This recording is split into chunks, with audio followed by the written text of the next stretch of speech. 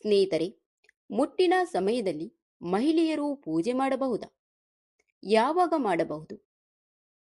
ಮುಟ್ಟಿನ ಸಮಯದಲ್ಲಿ ಯಾವೆಲ್ಲ ನಿಯಮಗಳನ್ನು ತಪ್ಪದೇ ಪಾಲಿಸಬೇಕು? ಯಾವ ತಪ್ಪುಗಳನ್ನು ಮಾಡಲೇಬಾರದು? ಇವತ್ತಿನ ವಿಡಿಯೋದಲ್ಲಿ ನೋಡೋಣ.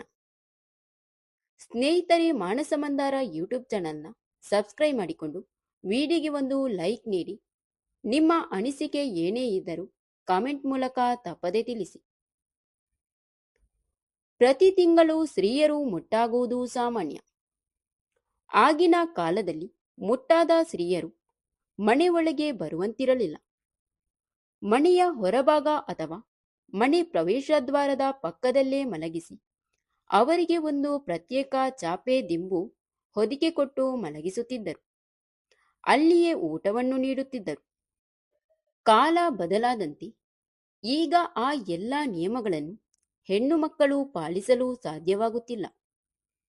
ಹೆಣ್ಣು ಈಗ ನಾನಾ ಕ್ಷೇತ್ರದಲ್ಲಿಯೂ ಗಂಡಿಗಿಂತ ಏನೂ ಕಡಿಮೆಯಿಲ್ಲ ಎಂದು ತೋರಿಸುತ್ತಿದ್ದಾರೆ. ಆದರೆ ಮುಟ್ಟಿನ ಸಮಯದಲ್ಲಿ ಇರುವ ನಿಯಮಗಳನ್ನು ನಾವು ಪಾಲಿಸಿದರೆ ನಮಗೂ ಒಳ್ಳೆಯದು, ಮನೆಗೂ ಒಳ್ಳೆಯದು. ಸ್ತ್ರೀಯರು ಮುಟ್ಟಾದಾಗ 3 ದಿನ ತಲೆ ಸ್ನಾನ ಮಾಡಬಾರದು. 4ನೇ ದಿನ ಸ್ನಾನ ಮಾಡುವ ಮುನ್ನ ಆ ಸ್ನಾನದ ನೀರಿಗೆ ಮರೆಯದೆ ಅರಶಿನ ಬೆರೆಸಿ ಸ್ನಾನ ಮಾಡಬೇಕು. ಸ್ನಾನದ ನಂತರ ಕಾಟನ್ ವಸ್ತ್ರಗಳನ್ನು ಧರಿಸಬೇಕು. ನಿತ್ಯವೂ ಪ್ರತಿಯೊಬ್ಬರ ಮನೆಯಲ್ಲೂ ದೀಪಾರಾಧನೆ ಮಾಡುವ ಅಭ್ಯಾಸ ಇದ್ದೇ ಇರುತ್ತದೆ.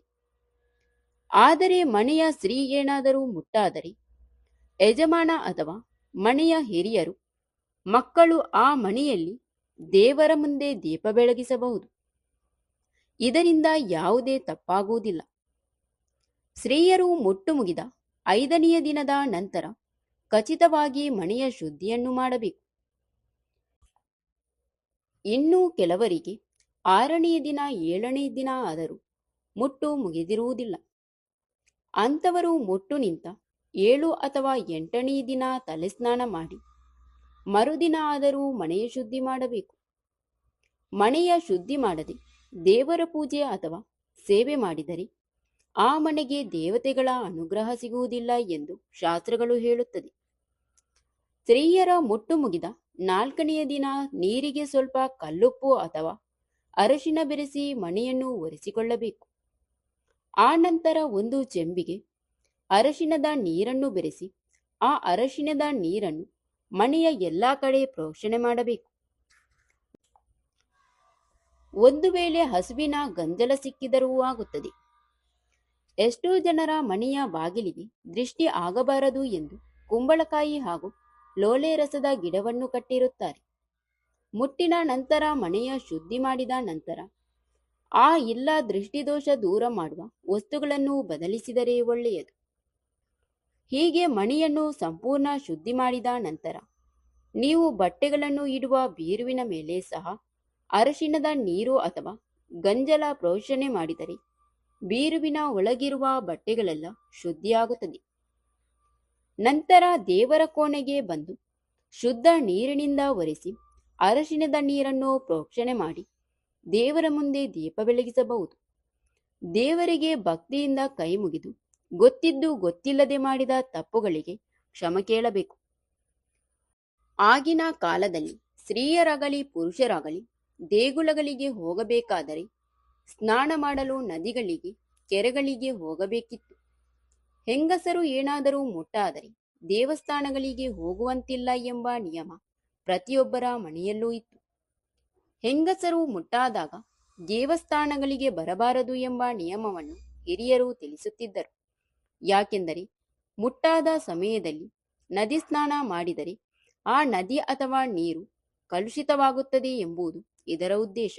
ಸ್ತ್ರೀಯರು ಈಗಿನ ಆಧುನಿಕ ಕಾಲದಲ್ಲಿ 4ನೆಯ ದಿನದ ಮುಟ್ಟು ಮುಗಿದ ಮೇಲೆ 5ನೆಯ ದಿನ ತಲೆ ಸ್ನಾನ ಮಾಡಿ ಮನೆಯನ್ನು ಶುದ್ಧಿ ಮಾಡಿ ದೇವರ ಮುಂದೆ ದೀಪ ಬೆಳಗಿಸಿ ದೇವಸ್ಥಾನಗಳಿಗೆ ಹೋಗಬಹುದು. ಒಂದು ವೇಳೆ ಏನಾದರೂ 7 ದಿನವಾದರೂ ಮುಟ್ಟು ಮುಗಿದಿಲ್ಲ ಎಂದರೆ 8ನೆಯ ದಿನ ತಲೆ ಸ್ನಾನ ಮಾಡಿ ದೇವಸ್ಥಾನಕ್ಕೆ ಹೋಗಬೇಕು. ಸ್ತ್ರೀಯರು ಮುಟ್ಟಾದ ಸಮಯದಲ್ಲಿ ಮನೆಯಲ್ಲಿ ಬೆಳೆದ ತುಳಸಿ ಗಿಡಕ್ಕೆ ನೀರನ್ನು ಅರ್ಪಿಸಬಾರದು. ನಿಮ್ಮ ಮನೆಯ ಅಥವಾ ಬೇರೆಯವರ ಮನೆಯ ತುಳಸಿಯನ್ನಾಗಲಿ ಕರಿಬೇವಿನ ಗಿಡ, ಬೇವಿನ ಗಿಡ, ಅಶ್ವತ್ಥ ಗಿಡವನ್ನು ಯಾವುದೇ ಕಾರಣಕ್ಕೂ ಮುಟ್ಟಬಾರದು. ಅಲ್ಲದೆ ಯಾವುದೇ ದೈವವೃಕ್ಷ ಅಥವಾ ಔಷಧಿಯ ಗಿಡವನ್ನಾಗಲಿ ಸ್ಪರ್ಶ ಮಾಡಬಾರದು. ಮುಟ್ಟಿನ ಸಮಯದಲ್ಲಿ ತೂಕದ ವಸ್ತುಗಳನ್ನು ಎತ್ತುವುದು ಹಾಗೂ ಶ್ರಮದ ಕೆಲಸಗಳನ್ನು ಮಾಡಬಾರದು. ಮುಟ್ಟಿನ ಸಮಯದಲ್ಲಿ ಮತ್ತೊಬ್ಬರ ಬಳಿ ತಾಂಬೂಲ ಸ್ವೀಕರಿಸುವುದು ಮಾಡಬಾರದು. ಮುಟ್ಟಿನ ಸಮಯದಲ್ಲಿ ಅಡುಗೆ ತಿಂಡಿ ಎಲ್ಲ ಮಾಡಿದರೂ ಸಹ ಮನೆಯ ಬೀರುವಿನಲ್ಲಿರುವ ಎಲ್ಲ ಬಟ್ಟೆಗಳನ್ನು ಮುಟ್ಟಿ ಎಲ್ಲ ಮಡಿ ಬಟ್ಟೆಗಳನ್ನು ಮೈಲಿಗೆ ಮಾಡಬಾರದು. ಅದರ ಬದಲಾಗಿ ಮುಟ್ಟಿನ ಸಮಯದಲ್ಲಿ ಧರಿಸಲು 5-6 ಜೊತೆ ಬಟ್ಟೆಗಳನ್ನು ಮೊದಲೇ ತೆಗೆದು ಒಂದು ಕಡೆ ಇಟ್ಟುಕೊಳ್ಳಬೇಕು. ಅಷ್ಟೇ ಅಲ್ಲದೆ ಮುಟ್ಟಿನ ಸಮಯದಲ್ಲಿ ಜೋರಾಗಿ ಕೂಗುವುದು, ಜಗಳ ಮಾಡುವುದು, ಕಣ್ಣೀರು ಹಾಕುವುದು ಮಾಡಲೇಬಾರದು. ಇದರಿಂದ ಮಾನಸಿಕ ನೆಮ್ಮದಿ ಹಾಳಾಗುವುದರ ಜೊತೆಗೆ ದೇಹಕ್ಕೂ ಹೆಚ್ಚು ಆಯಾಸವಾಗುತ್ತದೆ. ಆಗಿನ ಕಾಲದಲ್ಲಿ ಅಡುಗೆ ಕೋಣೆಗೆ ಪ್ರವೇಶ ಮಾಡಲು ಸಹ ಬಿಡುತ್ತಿರಲಿಲ್ಲ. ಈಗಿನ ಕಾಲದಲ್ಲಿ ನಿಮ್ಮ ನಿಮ್ಮ ಮನೆಗಳಿಗೆ ನೀವೇ ಯಜಮಾನಿ, ಇಷ್ಟ ಬಂದಂತೆ ಜೀವನ ನಡೆಸಬಹುದು. ಆದರೆ ಇದನ್ನೆಲ್ಲ ಪಾಲಿಸಿದರೆ ನಿಮಗೆ ತುಂಬ ಒಳ್ಳೆಯದು. Thank you for watching. ಸ್ನೇಹಿತರೆ, ಇಂತಹ ಯೂಸ್ಫುಲ್ ಇನ್ಫಾರ್ಮೇಷನ್ಗಾಗಿ ನಮ್ಮ ಮಾನಸ ಮಂದಾರ ಯೂಟ್ಯೂಬ್ ಚಾನಲ್ನ ಸಬ್ಸ್ಕ್ರೈಬ್ ಮಾಡಿಕೊಂಡು ವಿಡಿಯೋಗೆ ಒಂದು ಲೈಕ್ ನೀಡಿ. ನಿಮ್ಮ ಅನಿಸಿಕೆ ಏನೇ ಇದ್ದರೂ ಕಮೆಂಟ್ ಮೂಲಕ ತಪ್ಪದೇ ತಿಳಿಸಿ. ಈ ವಿಡಿಯೋನ ಆದಷ್ಟು ಶೇರ್ ಮಾಡಿ.